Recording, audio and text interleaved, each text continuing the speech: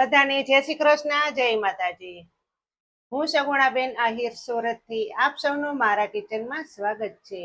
તો આજે આપણે બનાવીશું આખું વરસ ખાઈ શકીએ અને આખું વરસ સ્ટોર કરી શકીએ તેવું ગોળ કેરીના અથાણાની રેસીપી શેર કરશું.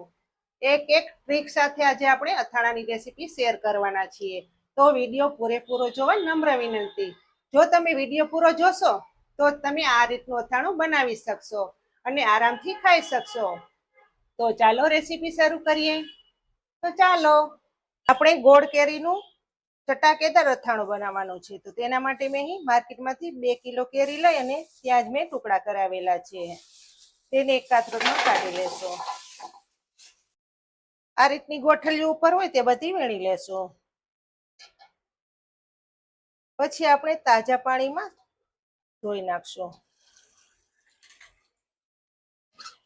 હવે પછી આપણે આ કેરીના ટુકડાને એકદમ નળ નીચે રાખી અને ધોઈ લેશું, જેથી કરીને આપણે જે ડાઘ ડબ્બા હોય તે બધા નીકળી જાય.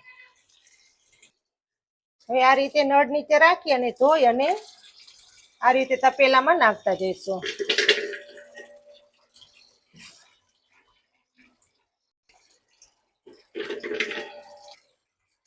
ગમે ત્યારે ગોળ કેરીનું અથાણું બનાવવું હોય તો તમે રાજાપુરી કેરીનો ઉપયોગ કરી શકો. તે એકદમ દરવાળી હોય છે અને એનું અથાણું આખું વર્ષ માટે સારું રહે છે. ગમે ત્યારે કેરીના ટુકડા તમારે પલાળવા હોય તો તમે સ્ટીલના વાસણનો ઉપયોગ કરી શકો. કારણ કે એલ્યુમિનિયમના વાસણમાં તમે જો કેરીના ટુકડા પલાળો તો એલ્યુમિનિયમનું વાસણ કાળું તો થઈ જાય છે, પણ ઘણીવાર એલ્યુમિનિયમ નુકસાન પણ કરતું હોય છે.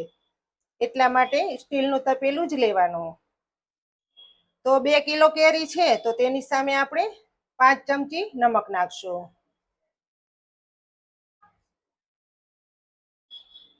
જેમ મીઠું વધારે નાખશો તેમ અથાણું આખું વર્ષ માટે સારું રહેશે.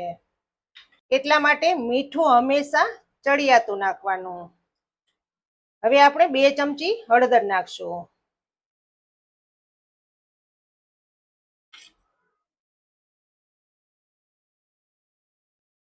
આ રીતે ઉલટ પુલટ કરી લેવાની.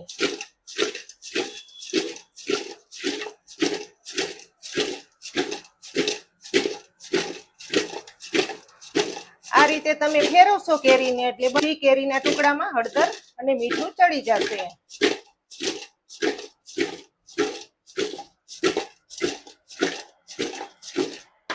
જુઓ,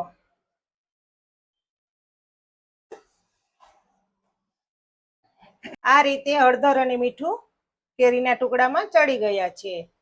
તો હવે આપણે 24 કલાક માટે આ કેરીના ટુકડાને પલળવા દેશું. ઢાંકીને મૂકી દેશું 24 કલાક સુધી. હવે કેરીને પલાળવા મૂકેલી હતી તેને 24 કલાક થઈ ગઈ છે. તો હવે જોઈ લઈએ. જુઓ, બધે કેરી આ રીતની ગળી ગઈ છે. 24 કલાક રાખશો એટલે ઉપરની જે હોય છાલ એ પીળા કલરની થઈ જાય છે. હજુ એકવાર ફેરવી લેશું. આ રીતે ફેરવી અને પછી તેને કપડા ઉપર સૂકવી દેવાની. કોટનના કપડામાંથી સૂકવવાની, જેથી કરીને કેરી સરસ એવી સુકાઈ જાય. આ રીતે બાજુમાં સૂકવવાની. કોટનના કપડામાંથી સૂકવશો એટલે બધું પાણી એકજપ થઈ જશે અને બધું પાણી સૂચી લેશે. જો થોડું ઘણું પણ પાણી રહી જાય તો કેરીનું અથાણું આપણું ખરાબ થઈ જાય છે. બધી કેરી આ રીતની સૂકવવા મૂકી દીધી છે. હવે એક દિવસ માટે કેરીને સૂકવવા દેશું, પછી મસાલા કરીશું. ને જે પાણી નીકળેલું છે ખાટું તેને ફેંકી નહીં દઈએ. આપણે ગરમીનું અથાણું કરવું હોય કે પછી ગુંદાનું બનાવવું હોય તેને આપણે બોળવામાં ઉપયોગમાં લેશું. જુઓ મિત્રો, આપણે આ કેરીના ટુકડાને 24 કલાક માટે સૂકવવા મૂકેલા હતા. કેરીના ટુકડામાંથી બધું પાણી સુકાઈ ગયું છે. જુઓ, આ રીતનું પાણી ન નીકળવું જોઈએ. કેરીના ટુકડા એકદમ કોરા થઈ જવા જોઈએ, તો જ કેરીનું અથાણું આખું વર્ષ સારું રહે છે. હવે મસાલા વઘારીશું. હવે મસાલા જોઈ લઈએ.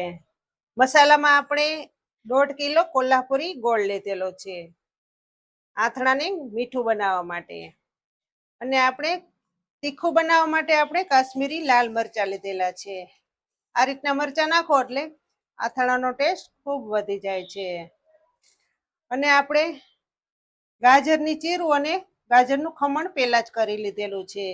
જ્યારે ગાજરની સિઝન હતી ત્યારે જ મેં પહેલા ચીરું અને ખમણ બનાવી લીધેલા છે. આ આથણામાં નાખશું. મસાલામાં આપણે 1 વાટકી સૂકા ધાણા લીધેલા છે. થોડાક આપણે ખરા મસાલા લીધેલા છે. એમાં તજના ટુકડા, તમાલપત્ર, લવિંગ અને તીખા વરિયાળી લીધેલી છે 4 ચમચી. આપણે જે ગાંધીનો મસાલો આવે તે લીધેલો છે. આ મસાલાથી આથણું ખૂબ જ સારું બને છે. અને થોડોક આપણે કાચો મસાલો લીધેલો છે. તેમાં મેથીના કુરિયા 5 ચમચી ને 5 ચમચી રાઈના કુરિયા લીધેલા છે. અને આપણે સિંગ તેલ લીધેલું છે. ગુલાબ સિંગ તેલ લીધેલું છે. હંમેશા ગોળ કેરીનું અથાણું બનાવવું હોય ત્યારે સિંગ તેલનો જ ઉપયોગ કરવાનો, તો જ આપણું અથાણું આખું વર્ષ સારું રહે છે. સૌપ્રથમ તો પહેલા આપણે તેલ ગરમ કરવા મૂકી દેશું. હવે પછી આપણે કડાઈમાં તેલ નાખીશું. ગોળ કેરીનું અથાણું બનાવવાનું છે એટલે તેલ ઓછું જોઈએ, એટલે તેલ ઓછું નાખવાનું.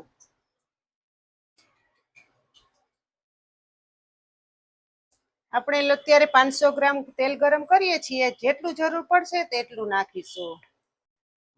આપણું તેલ ઉફાળું ગરમ થાય ત્યાં સુધીમાં આપણે મસાલા તૈયાર કરી લઈએ. મસાલામાં આપણે પહેલા તો મેથીનો બોરો નાખીશું. આપણે કુલ મળીને 100 ગ્રામ બોરો લીધેલો છે અને 200 ગ્રામ તૈયાર મસાલો લીધેલો છે. આ બંને નાખશું. રાઈના કુરિયા, 4 ચમચી સૂકા ધાણા. ધાણા અવશ્ય નાખવા, તેનાથી ટેસ્ટ 100 ગણો વધી જાય છે. લીલી વરિયાળી, 2 તમાલપત્ર, તજના ટુકડા, 4-5 લવિંગ અને આખા મરી, 1 ચમચી હિંગ, થોડીક હળદર. આપણે મસાલાના ભાગની જ હળદર નાખવાની છે, કારણ કે કેરીના ટુકડામાં તો આપણે પહેલેથી જ નાખેલી હતી એટલા માટે. જો મિત્રો આપણું તેલ હાઈ ક્લાસ એવું ગરમ થઈ ગયું છે. આ રીતનું હુંફાળું તેલ ગરમ કરવાનું. હવે આ તેલ નીચે ઉતારી લેશો અને થોડું થોડું ઠંડુ થવા દેશો. એકદમ ગરમ તેલ મસાલામાં નહીં નાખીએ. જો તમે મસાલામાં ગરમ તેલ નાખી દેશો તો મસાલા કાળા પડી જશે. એટલા માટે થોડુંક ઠંડુ કરવાનું તેલને, પછી નાખવાનું. આપણું તેલ ઠંડુ થાય ત્યાં સુધીમાં આપણે ગોળનો ખમણ બનાવી લેશું. આ રીતે ખમણીને ગોળ નાખશો એટલે એકદમ ગોળ મિક્સિંગ થઈ જશે. જુઓ મિત્રો, તેલ આપણું સરસ એવું ઠંડુ થઈ ગયું છે.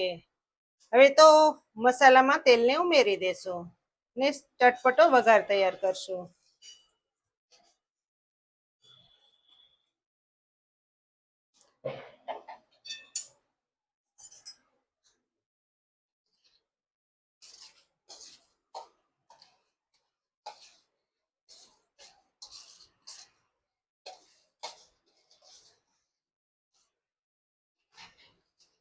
એકદમ ઠંડો મસાલો થઈ જાય પછી આપણે કેરીને ભેળવશું અને લાલ મરચું નહીં પછી નાખવાનું.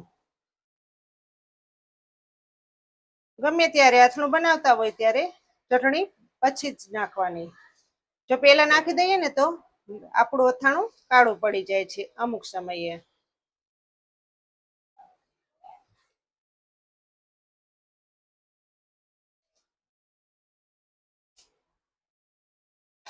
હવે નમક નાખી દેશું. 1 ચમચી નમક નાખશું. મસાલાના ભાગનું જ નમક નાખવાનું છે.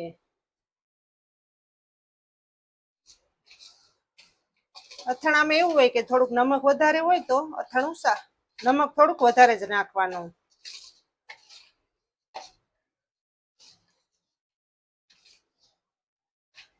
ઘણા લોકો એમ કહેતા હોય છે કે અમારે અથાણું આખું વર્ષ સારું નથી રહેતું, ખરાબ થઈ જાય છે. પણ તમે જો મારી આ એક એક ટ્રીક ધ્યાનમાં રાખશો ને તો તમારું અથાણું ક્યારેય નહીં બગડે. હું 100% ગેરંટી સાથે કહું છું. તમે તમે જો મારી રીતે અથાણું બનાવશો ને તો તમારે આખું વર્ષ તો શું, તમારે 2 વર્ષ સુધી અથાણું નહીં બગડે.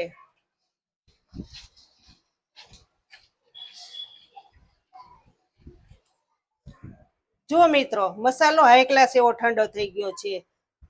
તો હવે તેમાં આપણે કાશ્મીરી લાલ મરચાં નાખીશું.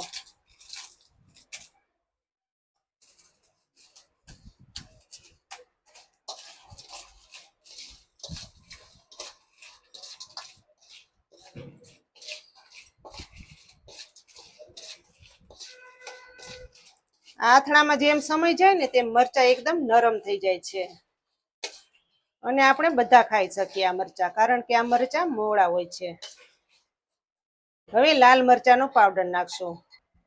કાશ્મીરી લાલ મરચાંનો પાવડર નાખશો. જેટલું ઘરમાં તીખું ખાતા હોય તે પ્રમાણે પાવડર ઉમેરવાનો.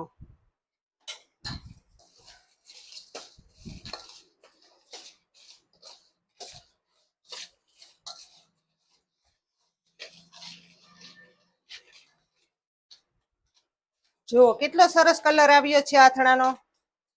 જોતા જ ખાવાનું મન થાય તેવો મસાલો તૈયાર થયો છે. આ બધાય મસાલા આપણા ઠંડા થઈ જાય પછી આપણે આ તૈયાર મસાલો નાખીશું. આ મસાલાથી ટેસ્ટ ખૂબ જ સારો આવે છે.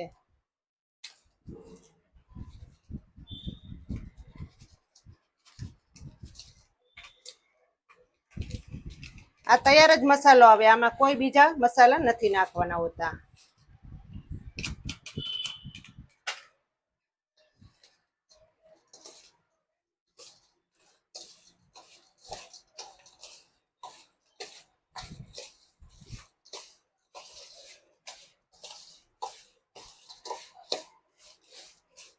હવે પછી આપણે તેમાં બાકી રાખેલું તેલ નાખીશું. કુલ મળીને 2 કિલો કેરીમાં 400 ગ્રામ તેલનો ઉપયોગ કર્યો છે.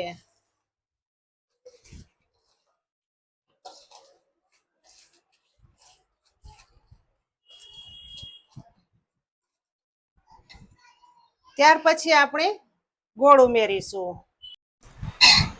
જો મિત્રો, મસાલા એક ગ્લાસ ઠંડા થઈ જાય પછી તેમાં ખમણેલો ગોળ નાખીશું. ગોળ હંમેશા કોલ્હાપુરી ગોળ જ લેવાનો, ગમે તે ગોળ નથી વાપરવાના. અહીં મેં 1.5 કિલો ગોળ લીધેલો છે. હવે મિક્સિંગ કરી લેશું. જેમ ગોળ ઓગળશે તેમ એકદમ રસાદાર અથાણું થશે તૈયાર.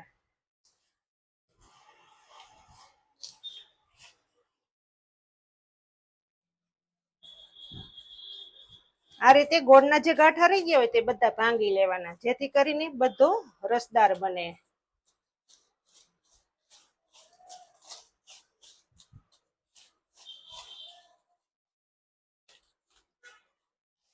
અથાણું આપણે ડાયરેક્ટ બેરણીમાં નથી ભરવાનું.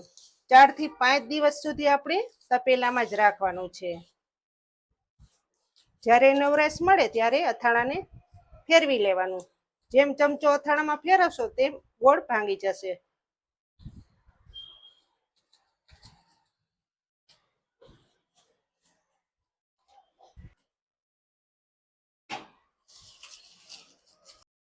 ત્યાર પછી આપણે ગાજરની ચીરું ઉમેરી દેશું.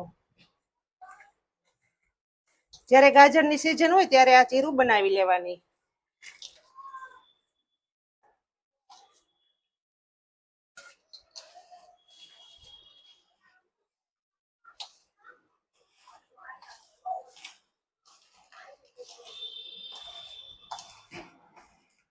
તમે લોકો કહેતા હશો કે આમાં તેલ તો નથી, પણ આ 2 દિવસ રહે ને એટલે તેલ ઉપર આવી જશે.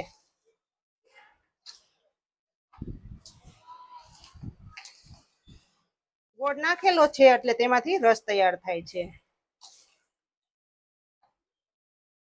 હવે કેરી ઉમેરી દેશું. કે કેરી જ્યારે સૂકવો તેમાંથી પાણી બધું સુકાઈ જવું જોઈએ. આ ટ્રીક પહેલા યાદ રાખવાની છે. જો આ ટ્રીક તમે યાદ રાખશો તો તમારું અથાણું આખું વરસ સારું રહેશે.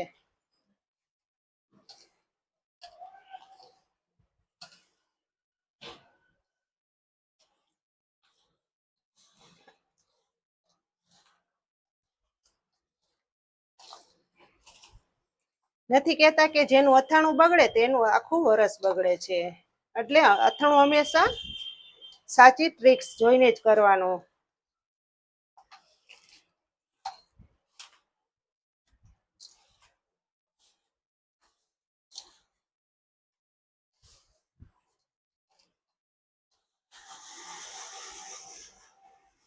આપણે આ અથાણાને 4 દિવસ સુધી આ તપેલામાં જ રાખવાનું છે.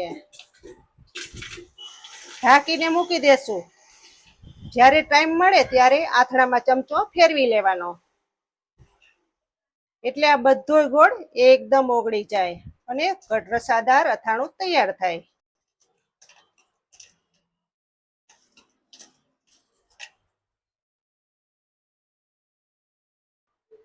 ઉપરથી થાળી ઢાંકી દેશો ને તપેલામાં અથાણાને રસાદાર બનાવશો. અથાણાને 1 દિવસ રાખ્યા બાદ અથાણું હાઈ ક્લાસ એવું રસાદાર થઈ ગયું છે. જુઓ, 1 દિવસ જ હજી થયો છે. હજુ આપણે આમાં 3 દિવસ અથાણું રાખવાનું છે, એટલે એકદમ બધું તેલ છૂટું પડી જશે અને ગોળમાંથી રસ તૈયાર થશે. જુઓ,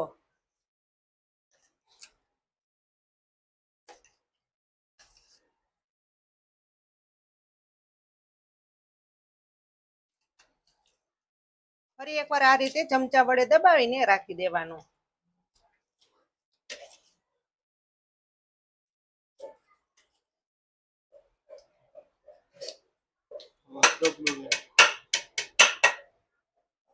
જુઓ મિત્રો, તૈયાર થઈ ગયું છે આપણું ગોળ કેરીનું અથાણું. આ અથાણું તમે આખું વર્ષ બરણીમાં રાખીને સ્ટોર કરી શકો છો. આ અથાણાને કાંઈ નહીં થાય, હું 100% ગેરંટી સાથે કહું છું.